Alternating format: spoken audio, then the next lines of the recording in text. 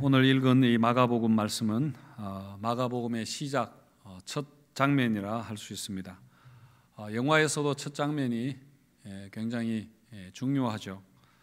첫 장면은 앞으로 영화가 어떻게 전개될 것인가 하는 것을 암시를 담고 있기 때문입니다. 그래서 영화를 만드는 제작자라면은 당연히 첫 장면을 무엇으로 할 것인가에 대해서 고민을 많이 할 것입니다. 마찬가지로 이 마가복음도 예수님의 이야기를 전하면서 예수님의 이야기를 어떻게 시작할까, 무엇으로 시작할까에 대해서 많은 고민을 했겠지요. 그래서 사복음서를 보시면은 그 복음서의 시작이 각각 특색이 있습니다. 마가복음은 예수님의 족보로 시작하죠. 그리고 바로 예수님 탄생 이야기로 그렇게 나아갑니다. 그리고 누가복음은 데오빌로 각하에게 하면서 어떤 보고서 형식으로 그렇게 시작이 되고요. 그리고 요한복음은 태초에 말씀이 계시니라 하면서 우주적인 관점에서 보는 그 나레이션으로 요한복음이 시작이 되는데, 그런데 마가복음은 어떻게 첫 장면을 잡는가 하면은 예수님의 세례 받으시는 것으로 그렇게 했습니다. 요단강에서 세례 요한이 사람들에게 세례를 주는데 많은 사람들이 나와서 요한에게 세례를 받습니다. 그러다가 이제 예수님이 등장을 하고 예수님이 세례 받으시는 장면을 클로즈업 하게 됩니다. 왜 예수님의 세례가 첫 장면에 넣을 만한가 하면은 마가복음에서는 예수님의 세례가 사실 예수님의 십자가의 죽으심을 암시하는 그런 복선이기 때문입니다. 마가복음 10장에 보시면은 예수님이 세베대의 아들 그 야고보와 요한에게 이렇게 말씀하셨는데, 내가 마시는 잔을 너희가 마실 수 있으며 내가 받는 세례를 너희가 받을 수 있느냐, 그렇게 하셨거든요. 근데 여기에서 세례는, 내가 받는 세례라는 것은 바로 예수님이 십자가에 죽으시는 것을, 그 십자가를 의미하는 것입니다. 앞으로 예수님의 사역이 얼마나 험난할 것인가 하는 것을 예고하면서 그 배경 설정을, 첫 화면의 배경을 광야로 그렇게 거칠은 광야로 한 것입니다. 그런 차원에서 예수님의 세례 받으시는 장면에 곧 이어서 나오는 사건이 무슨 사건인가 하면은 예수님이 사탄에게 시험 받으시는 그 말씀이 세례받는 그 이야기 바로 뒤에 나오는데요. 12절과 13절을 보시면은 성령이 곧 예수를 광야로 몰아내신지라 광야에서 40일을 계시면서 사탄에게 시험을 받으시며 들짐승과 함께 계시니 천사들이 수종들더라, 그렇게 했습니다. 그러니까 여러분, 마태복음과 누가복음에 비하면은 마가복음에는 예수님 시험 당하시는 이야기가 굉장히 간단하게 나오죠. 예수님이 3가지 시험을 받으셨는데 그 시험에 관한 내용이 하나도 나오지 않습니다. 그리고 예수님이 하나님의 말씀으로 마귀의 시험을 물리치셨는데 거기에 관한 언급도 전혀 나오지 않습니다. 마가복음이 예수님 시험 당하는 것을 이렇게 처리를 하는 것은, 마가복음은 예수님이 당하신 시험이 광야에서 한 번 당하신 것이 아니라 예수님 사역이 전체적으로 처음부터 끝까지 다 예수님 시험 받으시는 거라, 그렇게 보기 때문입니다. 예수님 사역 내내 이런 시험을 받으셨습니다. 이 험난한 사역의 길을 걸어가야 되는데 이 십자가의 길을 예수님께서 어떻게 이것을 이겨 나가실까요?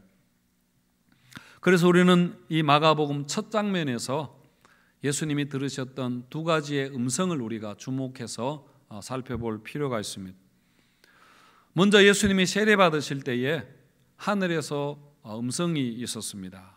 11절에 보시면은 하늘로부터 소리가 나기를 너는 내 사랑하는 아들이라 내가 너를 기뻐하노라 하시니라, 그렇게 했습니다.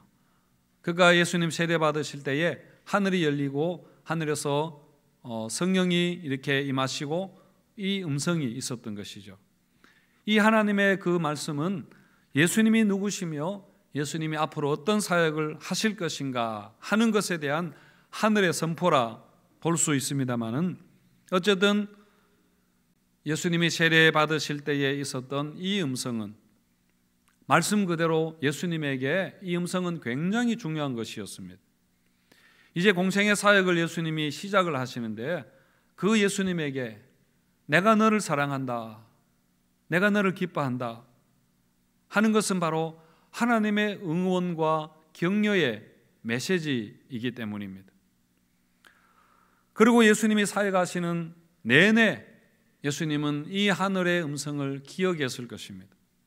반대와 조롱과 핍박과 배신과 이런 것을 당하셨지만은 그 모든 것을 이기셨던 가장 큰 힘이 바로 이 하나님의 음성이었을 것입니다.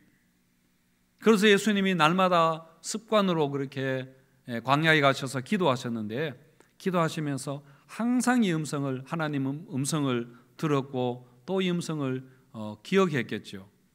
그래서 예수님에게 많은 유혹과 시험과 어려움이 있었지만은 끝까지 예수님이 그 사역의 길을 걸어갈 수 있었습니다. 이 하나님의 음성을 기억했기 때문입니다. 하지만 예수님에게는 이런 하늘의 음성이 있었을 뿐 아니라 또 다른 음성이 있었는데 그것은 바로 시험 받으실 때 있었던 사탄의 음성입니다. 물론 마가복음에서는 그 소리를 기록하고 있지는 않지만은 마가복음 내내 그 사탄의 음성이 들려온다고 볼 수 있는데요. 예수님이 마귀에게 시험을 받으실 때 세 가지를 받으셨는데 어떤 내용이었습니까? 돌로 떡을 만들라 하는 내용과 또 성전 꼭대기에서 뛰어내리라, 그리고 내게 엎드려 경배하면은 내가 온 천하를 너에게 주리라 하는 그 사탄의 음성이 있었습니다. 이 사탄의 음성은 예수님에게 끊임없이 네가 메시아라는 것을 증명해 보이라는 그런 유혹이었고 그런 시험이었습니다. 굉장한 기적을 행하고 화려한 퍼포먼스를 그렇게 하라는 말입니다. 그러면 온 세상이 너의 것이 될 것이고 온 세상이 너 앞에 열광하게 될 것이다. 그렇게 하는 유혹이죠. 그래서 예수님 사역 내내 사람들이 또 예루살렘 지도자들이 바리새인들이 이렇게 예수님에게 이걸 요구했습니다. 기적을 행해서 스타가 되어보라 하는 그런 유혹입니다. 한마디로 예수님에게 십자가의 길을 걸어가지 못하게 하는 것이죠. 하지만 예수님은 이 사탄의 음성을 거부하고 대신에 하나님의 음성을 들었습니다. 그래서 그 사역에 승리할 수 있었던 것이죠. 여러분, 이 두 가지의 음성은 오늘 우리에게도 항상 있습니다. 헨리 나우엔이라는 사람이 썼던 이는 내 사랑하는 자요라는 그 작은 책이 있습니다. 아주 작은 책인데 프레드라는 친구에게 쓴 편지 형식입니다.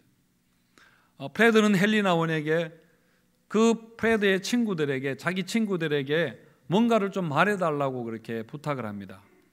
친구들의 내면 깊은 곳에 있는 영적인 갈망에 대해서 답을 해달라는 그런 부탁이었습니다. 헨리 나우엔이 이 부탁을 받고는 굉장히 고민을 많이 합니다. 저렇게 분주하고 치열하게 살아가는 사람들에게 내가 과연 무엇을 말할 수 있을까? 내가 말한다고 그들이 과연 듣기나 할까 하는 것 때문이었습니다. 뉴욕의 월가에서 하루에도 수백, 수천억, 수조 원까지 그렇게 다루는 그 사람들에게, 세계에서 가장 똑똑하고 잘나고 유능한 그 사람들에게 내가 무슨 말을 할 수 있단 말인가, 그런 생각을 했습니다. 그들의 내면에 있는 그 갈급함, 그 부르짖음에 대해서 내가 무엇을 들려줘야 하는가, 그렇게 고민하다가 헨리 나우엔은 우리 모두에게 가장 중요하다고 생각하는 그 핵심적인 답을 하나 찾게 되는데요. 그게 바로 예수님이 세례받으실 때에 하늘에서 있었던 그 음성이었습니다. 너는 내 사랑하는 자요, 내가 너를 기뻐하노라 하는 것입니다. 여러분, 정말 모든 사람들이 이 하나님의 음성을 들어야 합니다. 그리고 이 음성을 들을 수 있다면 그것보다 더 복된 것은 없다고 믿습니다. 정말 이 음성을 그렇게 받아들인다면 온 세상이 여러분 하나님의 축복으로 가득 차 보이지 않겠습니까? 오늘 우리에게도 이 하나님의 음성을 듣는 것은 너무 중요하다고 생각합니다. 지금 여러분 우리에게는 이 세상의 음성으로 넘쳐나고 있습니다. 그래서 이 사탄의 음성, 세상의 음성으로 인해서 우리가 늘 결핍되고 불안하고 공허하고 그런 것이죠. 이 사탄의 음성은 내가 너를 사랑한다, 내가 너를 기뻐한다는 하나님의 음성과는 반대되는 것입니다. 오히려 우리에게 너는 사랑받을 만하지 못하다고 그렇게 속삭입니다. 지금 너가 그렇게 살아서 세상에서 인정받을 수 있겠니? 사람들에게 사랑받을 수 없어. 이 세상이 어떤 세상인 줄 알기나 하느냐? 그렇게 여러분 외치는데, 물론 그게 맞는 말이기는 하지만은 사탄이 예수님을 시험할 때도 하나님의 말씀을 가지고 그렇게 시험을 했거든요. 그래서 사랑받으려면은, 인정받으려면은 너의 가치와 너의 능력을 증명해 보여주어야 한다. 그렇게 하고 있습니다. 돌로 떡을 만들어서 사람들에게 큰 영향력을 행사하고 성전 꼭대기에서 뛰어내려서 그래서 스타가 되고 그래서 이 세상 가운데서 명성을 얻으라고, 인기를 얻으라고 그렇게 주문합니다. 여러분, 이게 바로 애굽에서 이스라엘 백성들에게 했던 바로의 음성 아닙니까? 생산해내라는 것이죠. 열심히 그렇게 일해서 벽돌을 찍어내라는 것입니다. 짚을 주지 않더라도 어디서라도 구해서 똑같은 분량의 벽돌을 만들어내라는 그런 요구입니다. 착취하고 사람을 억압하는 그런 채찍과 같은 소리이죠. 그래서 하나님이 자기 백성을 그 애굽에서 구출해내신 것입니다. 그리고 그들에게 안식을 주시고 그리고 하나님의 음성을 듣고 살게 하셨습니다. 사람이 떡으로만 사는 것이 아니요, 어떻게 산다고 했나요? 하나님의 말씀으로 산다. 하나님의 음성을 들으면 산다고 그렇게 하셨습니다. 그래서 헨리 오웬이 이 책에서 우리에게 가장 위험한 것은 뭐냐면은 돈이나 명예나 권력보다 더 위험한 것, 그것이 바로 자기 거부라고 했습니다. 자기 거부는 이 세상의 음성을 듣는 것이죠. 이 사탄의 속삭임을 받아들여 버리는 것입니다. 그래서 내가 무가치하다 생각하고 내가 별로 사랑스럽지 못하다 생각하고 내 모습 이대로 아무도 나를 인정해 주지 않을 거라, 그렇게 자기 스스로 그렇게 판단해 버리는 것입니다. 세상의 속삭임에 귀를 기울이는 것이죠. 그게 바로 하나님 백성으로서 자기 거부입니다. 자기 정체성을 거부하는 것입니다. 하지만 여러분, 하나님은 우리에게 뭐라고 말씀할까요? 너의 모습 그대로 내가 너를 사랑하고 내가 너를 기뻐한다, 그렇게 말하지 않겠습니까? 사랑하는 성도 여러분, 주님은 우리를 만드신 분이십니다. 그래서 우리를 있는 모습 그대로 하나님께서 우리를 사랑하시는 줄을 여러분 믿으시기 바랍니다. 우리가 연약하면 연약한 그대로 사랑하시고, 우리가 가난하면 가난한 대로 사랑하시고, 부자이면 부자인 대로 사랑하시고, 우리가 못생기면 못생긴 대로, 그리고 게으르면 게으른 대로, 우리가 무능력하면 무능력한 대로 하나님은 우리를 똑같이 사랑하십니다. 그래서 우리가 하나님 앞에서 뭔가를 자꾸 그렇게 증명해 보이려고 하지 않아도 여러분 되는 줄을 여러분 믿으시기를 바랍니다. 그런데 우리는 이 세상의 음성을 하도 드러나서 우리가 하나님의 사랑도 오해하기가 너무나 쉽습니다. 하나님이 나를 사랑한다고 그렇게 해도 그 사랑을 우리가 별로 믿지 않는 것이죠. 하나님 사랑에도 조건이 있다고 그렇게 생각하는 것입니다. 우리가 뭔가를 해야 하나님이 사랑할 거라 생각하고, 하나님께 뭔가를 갖다 바쳐야 하나님이 좋아할 거라고 그렇게 오해합니다. 착한 일 해야 하나님이 좋아할 것 같고, 기도 많이 해야 하고, 성경 많이 읽고 헌금 많이 해야 하나님이 우리를 좋아하실 것 같지만은, 물론 여러분 선한 일하고 기도하고 성경 읽는 것 하나님이 기뻐하시지요.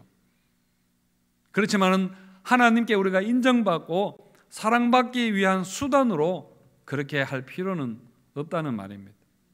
이미 하나님은 이 모습 이대로 우리를 너무나 사랑하시니까요.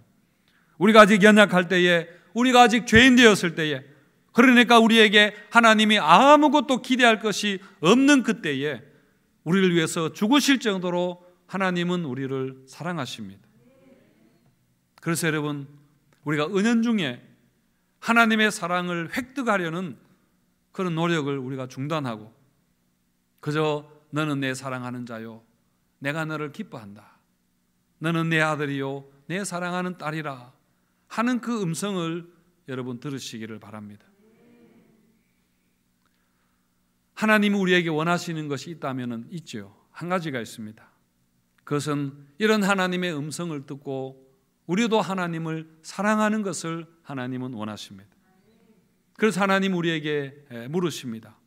요한복음 21장에 있는 말씀처럼 내가 나를 사랑하느냐, 그렇게 물으십니다. 실패했던 제자에게, 정말 예수님을 배반하고 부인했던 가장 부끄러운, 가장 초라한 상태에 있었던 그 베드로에게 예수님이 찾아오셔서 네가 나를 사랑하느냐, 그렇게 물으셨습니다.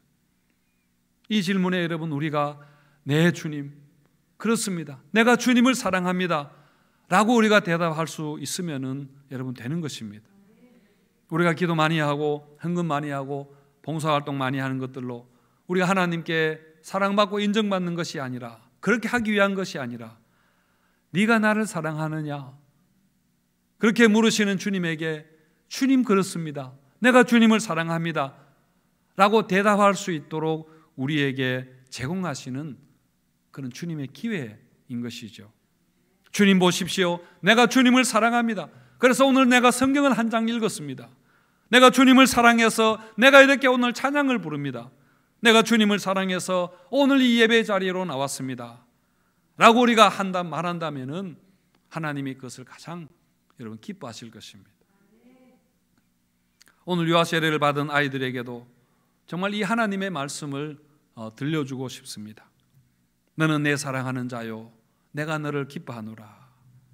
이 험한 세상을 살아가야 할 때에 세상의 음성을 듣지 아니하고 정말 이 하나님의 음성을 듣고 늘 그 음성을 기억했으면 하는 그런 마음입니다. 여러분, 하나님은 분명히 우리에게 이 말씀을 하십니다. 이 말씀을 하시지 않을 가능성은 여러분 0%입니다.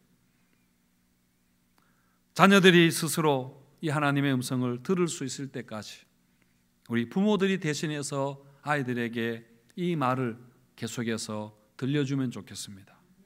너의 능력을 보여주어야 해. 이 세상이 어떤지 알아.